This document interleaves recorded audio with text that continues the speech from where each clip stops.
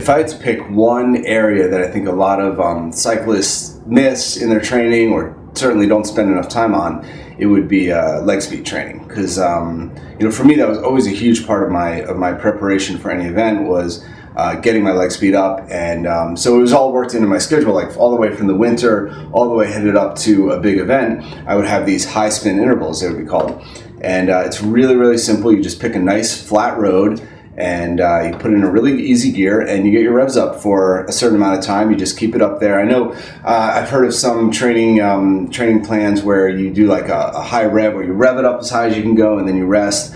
I never like to do that. I just think, first of all, it could be dangerous for your knees if you're doing that kind of crazy acceleration. But I just thought, you're trying to build efficiency, right? So the best thing you can do is just kind of keep a steady pace and let your body get used to it.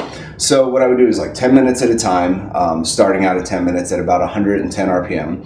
And I would build up, 10 minutes, 20 minutes, 30 minutes, all the way up to an hour, where I'd be doing like a full hour at 130 RPM. So if you can ride for 60 minutes at 130 RPM steady, then what you'll find is that when you get back into your race cadence, 90, 95 RPM, you're extremely, extremely efficient at those paces, because your body can handle so much more, your legs can handle so much more, that it just feels incredibly comfortable at those normal racing cadences. So let's see. So yeah, like I said, you just find a nice flat road, or even a downhill to do it on, and you put it in the easiest gear that you can handle in terms of keeping your form. So if you find that you're bouncing around, your chain is slapping around, put it in a slightly harder gear, so that you can settle down. And then as you become more efficient, as you become better at it, you can start to raise the RPMs again.